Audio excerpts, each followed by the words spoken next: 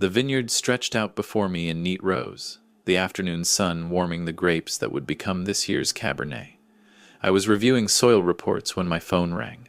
Rachel's name appeared on the screen, and I smiled. My daughter usually called on Sunday evenings, not Wednesday afternoons. "Dad, are you sitting down?" Those 5 words made my stomach drop. In my 62 years, I'd learned that nothing good ever followed that question. "I'm sitting," I lied, setting down my clipboard. "What's wrong, sweetheart?" "Nothing's wrong. Everything's perfect. I'm engaged." The joy in her voice should have made me happy. Should have. But Rachel had been single just 3 months ago when we'd shared dinner at her favorite Italian place in San Francisco. "That's wonderful, honey. When did this happen?" "Last night." Derek proposed at sunset on Baker Beach. "It was magical, Dad. We're thinking a fall wedding. October, maybe. I want you to meet him this weekend. Can we come to the vineyard?" "Derek." I repeated the name silently, trying to remember if Rachel had mentioned him before. She hadn't. "Of course. I'd love to meet him. How long have you two been together?" A pause. Too long of a pause. 3 months. "But Dad, when you know, right?" I'd been married to Rachel's mother for 37 years before cancer took her. 3 years now, and I still reached for Linda's hand in my sleep. "When you know, you do know. But 3 months? I can't wait to meet him," I said, keeping my voice light. "Come Saturday. I'll make your mom's lasagna." After we hung up, I stood in my vineyard, watching the shadows lengthen between the vines. The rational part of my brain said to be happy for her. The father part, the part that had bandaged her scraped knees and scared away her nightmares, whispered warnings I couldn't ignore. Saturday arrived with clear skies and my growing unease. I'd spent the morning preparing, making Linda's recipe from memory. My hands moving through motions I'd watched her perform countless times. The house smelled like garlic and tomatoes and memories. Rachel's car appeared at 3 o'clock sharp. She practically bounced up the front steps, radiant in a way I hadn't seen since she'd won the State Architecture Award last year. Behind her came Derek, 34, maybe 35. Expensive watch, designer jeans, smile that showed too many teeth. He gripped my hand firmly, his palm slightly damp. "Mr. Morrison, it's an honor. Rachel talks about you constantly. This place is incredible." "Call me David," I said, studying him. His eyes were already scanning my house, cataloging, appraising. "Come in." Over lasagna, Derek asked questions. So many questions. "Rachel mentioned you engineered the Bay Bridge expansion before retiring. That must have paid well." "I did okay," I said carefully. "And now you own, 30 acres here? The property values in Napa are insane. You must be sitting on a fortune." Rachel touched his arm. "Derek, we don't talk about money at dinner. I'm just interested in your father's success story. I'm in investments, David. I help people maximize their assets. I'd love to give you some advice on diversifying.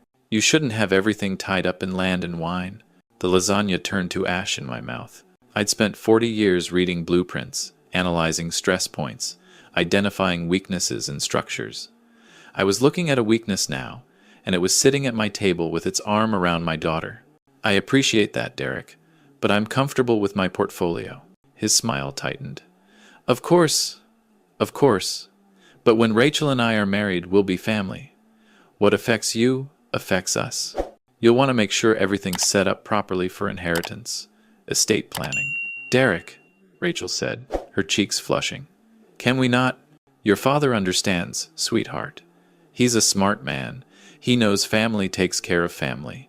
After dinner, while Rachel was in the bathroom, Derek wandered to my office.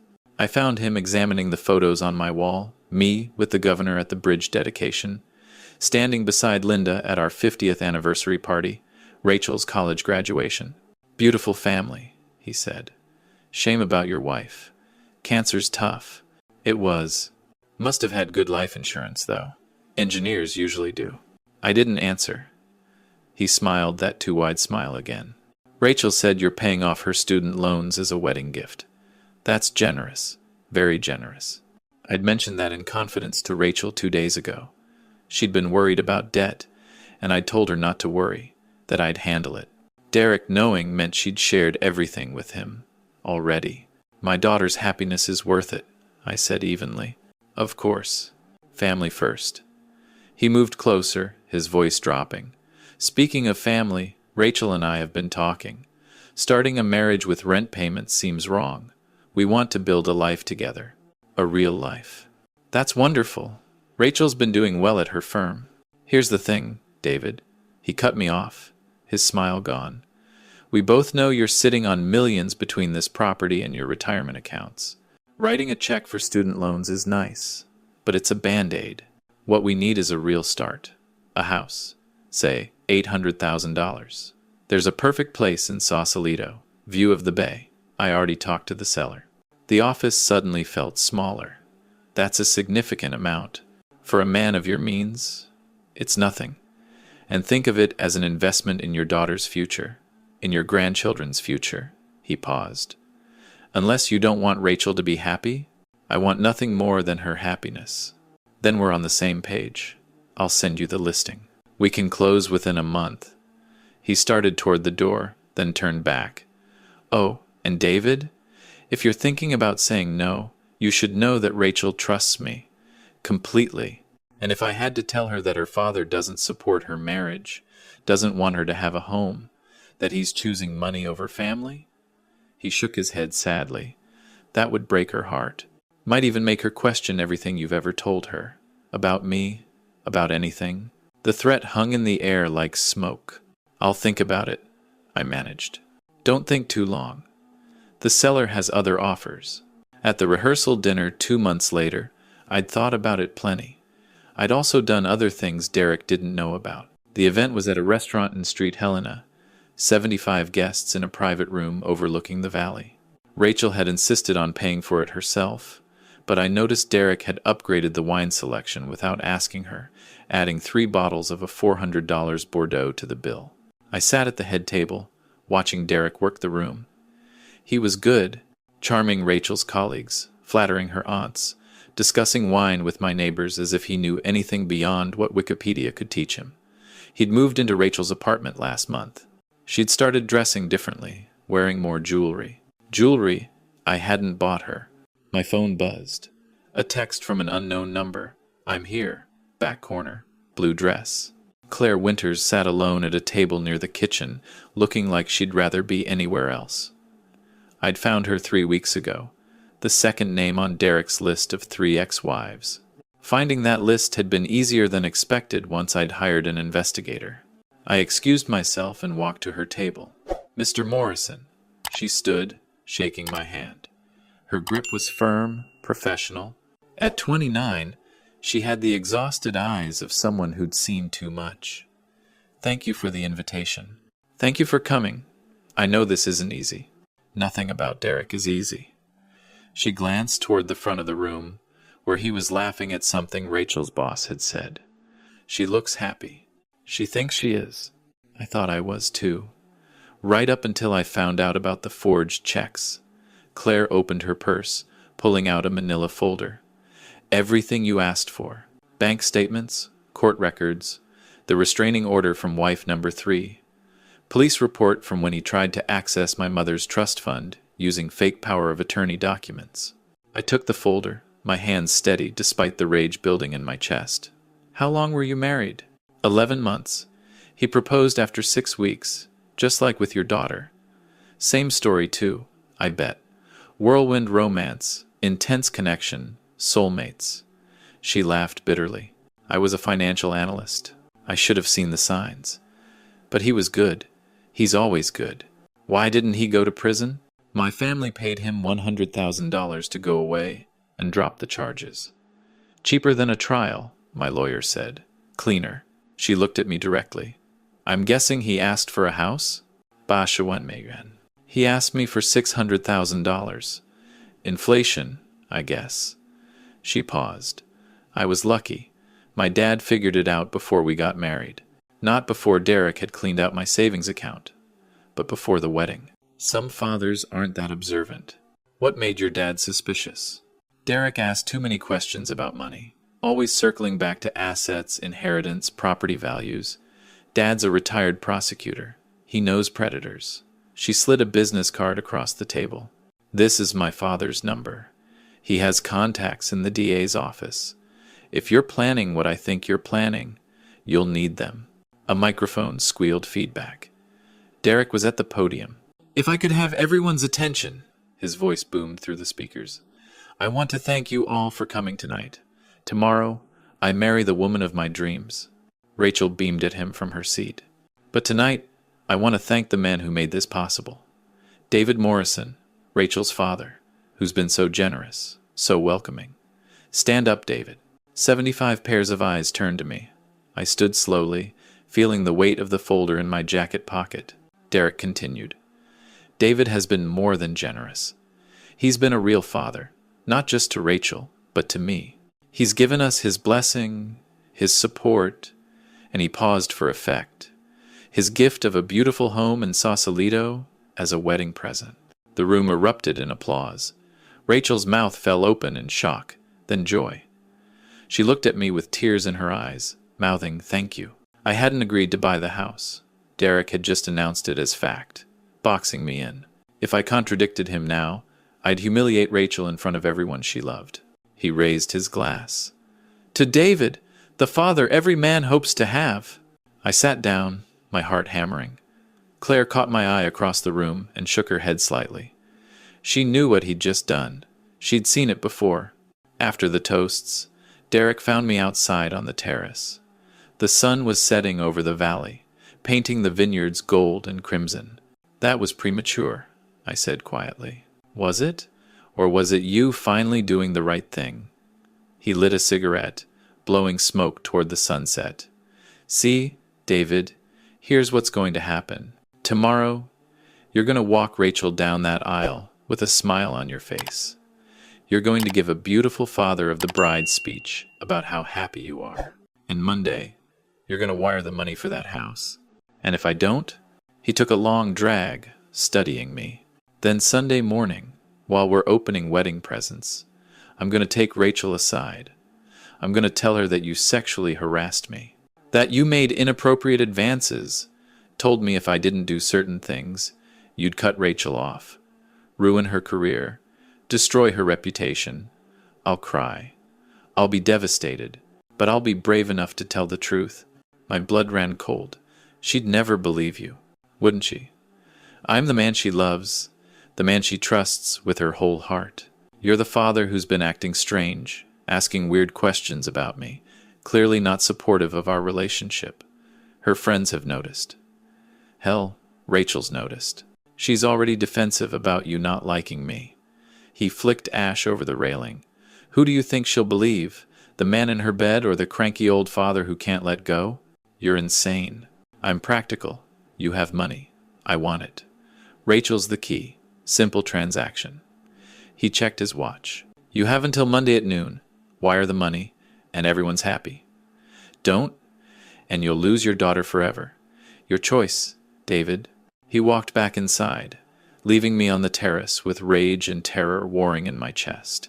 I pulled out my phone and called Claire's father. Mr. Winters, this is David Morrison. We need to talk, tonight. The wedding was at my vineyard, at Rachel's request. 200 guests, white chairs arranged in rows between the vines, an arch covered in roses where Rachel would promise her life to a monster. I stood in my study at 10 a.m., 3 hours before the ceremony, with my phone in one hand and a glass of whiskey in the other. On my desk lay everything. Bank statements showing Derek had stolen $47,000 from Claire's account, court documents from restraining orders filed by 2 ex-wives, a police report detailing attempted fraud, transcripts from the investigators' interviews with Derek's previous victims, and a recording device, smaller than a credit card, that had captured every word Derek said to me on the terrace last night. My phone rang. Detective Sarah Chen, recommended by Claire's father. Mr. Morrison, we're ready. 3 officers in unmarked cars, 2 inside as guests. Say the word, and we move. He threatened to accuse me of harassment if I don't pay him $800,000. We have that on recording, plus the fraud evidence. We can arrest him now, before the ceremony. I looked out the window. Rachel was in the guest house, probably putting on her wedding dress. Linda's dress, altered to fit her. She'd been so excited to wear it. If you arrest him now, she'll think I'm trying to sabotage her happiness. She'll hate me. If you let him marry her, he'll destroy her financially and emotionally. You've seen his pattern. I know. My voice cracked. But I need her to see the truth herself. Can your people wait until after the ceremony? Mr. Morrison. Please, I have a plan. At 1 p.m., I walked Rachel down the aisle. She was beautiful, radiant, everything a bride should be. She squeezed my arm. Thank you for the house, Dad. I know Derek put you on the spot last night, but it means everything to us. I patted her hand, unable to speak. Derek waited at the altar in a rented tuxedo, wearing a smile that didn't reach his eyes. When I placed Rachel's hand in his, he whispered, Smart choice, David. The ceremony was beautiful. The vows were lies. When the minister said, If anyone objects, I stayed silent, feeling like a coward. I now pronounce you husband and wife. The kiss, the applause. My daughter married to a predator while I stood by and watched. At the reception, during dinner, I stood to give my father of the bride's speech. Rachel smiled at me encouragingly. Derek raised his wine glass in a mock toast. I pulled the small recording device from my pocket and placed it on the table in front of me. I want to thank everyone for coming, I began, my voice steady. Weddings are about truth, about honest love, honest commitment. So, I'm going to be honest. Rachel's smile faltered. Derek's eyes narrowed. I pressed play on the recorder. Derek's voice filled the room. Here's what's going to happen. Tomorrow, you're going to walk Rachel down that aisle. Monday, you're going to wire the money for that house. If I don't, then I'm going to tell her you sexually harassed me. The room went dead silent. Rachel's face drained of color. I let it play through. Every word, every threat. When it ended, I looked at my daughter. Rachel, I'm sorry, but you needed to hear the truth. Derek stood abruptly. This is taken out of context. David's been trying to sabotage us from the beginning. Sit down, Mr. Reeves. Detective Chen appeared beside him, badge out. Or should I call you Derek Martinez? Or Derek Sullivan? You've used a lot of names. 2 officers materialized from the crowd of guests. What's happening? Rachel whispered. Claire Winters stood up from her table in the back. I'm Claire, Derek's second wife. He stole $47,000 from me before my family paid him to go away. Another woman stood. I'm Jennifer, wife number 3. He forged my signature on loan documents and took out $60,000 in my name. A third woman, older, near the bar. I'm Patricia, wife number 1. I was too ashamed to come forward before, but he nearly bankrupted my mother with a fake investment scheme. Derek's face went from red to white. Rachel, baby, they're lying. Your father paid them. Derek Martinez, Detective Chen said, pulling out handcuffs. You're under arrest for fraud, attempted extortion, and identity theft. You have the right to remain silent. Rachel stood frozen as they cuffed her husband of 45 minutes. Our guests watched in stunned silence as Derek was led away, still protesting, still lying. Then Rachel turned to me, tears streaming down her face, and I couldn't read her expression. Rage? Heartbreak? Relief? Dad, she whispered. Did you know? Before today? Yes. Before the rehearsal dinner? Yes. Before I told you about him? I hesitated. I suspected something was wrong from the first phone call. I knew for certain 3 weeks ago. She stared at me for a long moment. Then she slapped me. The sound cracked across the silent reception. My cheek burned.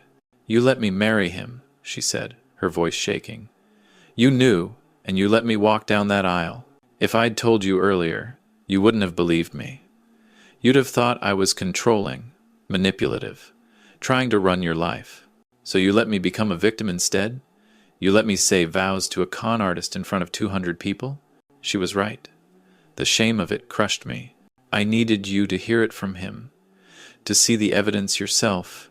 If I'd just told you, I'm not a child, Dad. I'm 27 years old. You should have trusted me with the truth. She looked down at her wedding dress, Linda's dress, now part of the worst day of her life. Get out, all of you. Get out of my wedding. I reached for her. Rachel. I said, get out. The guests shuffled away slowly, murmuring condolences that felt hollow. Claire approached Rachel, but my daughter shook her head, disappearing into the house. I stood alone among the abandoned tables, the untouched cake, the wilting flowers, wondering if I'd saved my daughter or lost her forever. For 3 weeks, Rachel didn't answer my calls. Her voicemail filled up with my apologies. I drove to her apartment twice. She wouldn't open the door. Her firm said she'd taken personal time off. Claire called me during week 2. Give her space. She's processing. What if she never forgives me? My dad saved me the same way. I didn't talk to him for a month. Now he's my hero.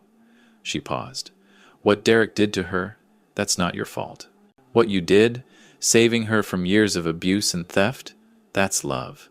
She'll see that eventually. Eventually came on a Tuesday afternoon. I was pruning vines when I heard a car on the gravel driveway. Rachel got out, thinner than I remembered, wearing no makeup, her eyes red-rimmed but dry. We stood in the vineyard, the autumn sun warm on our faces. Derek's being charged with wire fraud, identity theft, and attempted extortion, she said. The DA called me. I have to testify. I'll be there with you. The marriage is being annulled, like it never happened. She laughed bitterly. Except it did happen. I married a con artist in front of everyone I know. I told you I loved him. I believed every lie. He was good at lying. That's not your fault. I should have seen the signs. The questions about money, moving in so fast, the expensive taste. God, I'm an architect. I'm supposed to see structural problems. She looked at me. You saw them. I'm your father. I'm supposed to see threats. She was quiet for a moment, running her hand along a vine. Claire came to see me last week. She told me about her dad, how he exposed Derek. She said she hated him for a month after. Felt like he'd humiliated her. But then she realized he'd saved her from a lifetime of that humiliation. I should have told you sooner. Yeah, you should have. She met my eyes. But I understand why you didn't. I was so defensive about Derek, so insistent I knew what I was doing. If you'd just told me he was a con artist, I'd have accused you of jealousy, of not wanting me to be happy. I needed to hear him threaten you myself. I'm sorry I let you marry him. I'm sorry I didn't trust your judgment. She wiped her eyes. The annulment papers have a line asking for reason. I wrote, fraud and false pretenses. My marriage lasted 45 minutes before my father exposed my husband as a con artist at the reception. That's going to be in court records forever. We could try to seal them. No, let them be public. Let the next woman who Googles Derek Martinez find them. Let her be saved before she gets to the altar. She looked around the vineyard. Can I stay here for a while? I can't face my apartment yet. Everything there reminds me of him. This is your home. It's always your home. She nodded, then suddenly hugged me, fierce and tight. Thank you for loving me enough to look crazy. Thank you for being willing to lose me, to save me. I held my daughter among the vines as the sun set. Both of us damaged, but not destroyed. 3 months later, Rachel went back to work. 6 months later, she won a major commission designing a community center. A year later, she started dating a middle school teacher named Marcus, who made her laugh and treated my questions about his background with patient good humor. Derek pleaded guilty to avoid trial. 8 years in federal prison, restitution to his victims. The judge called him a predator who weaponized romance. Rachel didn't attend the sentencing, but Claire did, and called me after with the news. How is she? Claire asked. Stronger. Different, but stronger. Good. Tell her I'm here if she ever wants to talk to someone who understands. I will. Thank you for everything, Claire. Thank your investigator. I just showed up. Rachel and I have dinner every Sunday now, here at the vineyard. Sometimes Marcus comes. Sometimes it's just us. We don't talk about Derek. We talk about her projects, my wine, the future. Last Sunday, she brought a bottle of champagne. What's this for? I asked. I'm buying a house. With my money, that I earned. No one else's. That's wonderful, sweetheart. It's small, just 2 bedrooms, but it's mine. She poured us each a glass, and I ran a background check on Marcus. Credit report, criminal history, civil court records. Found nothing but 3 speeding tickets and an outstanding library fine. I laughed. That's my girl. Learned from the best. She raised her glass. To paranoid fathers who ask too many questions. To daughters smart enough to forgive them. We clinked glasses as the sun set over the vineyard, painting the vines gold and crimson, the same colors as that terrible rehearsal dinner that saved her life. Sometimes love looks like letting go. Sometimes it looks like holding on so tight you risk everything. That year, I learned that sometimes love looks like being willing to become the villain in your daughter's story so she doesn't become the victim in someone else's. And sometimes, if you're lucky, she figures that out before it's too late to forgive you. The vineyard continues its cycles, spring to harvest to dormancy. Rachel visits every Sunday. We work the vines together sometimes, her hands learning the same rhythms Linda's knew, my hands teaching her what mine were taught. Derek will be in prison for 6 more years. His other victims got their restitution. Rachel got her life back, and I got my daughter back. That's all a father can ask for.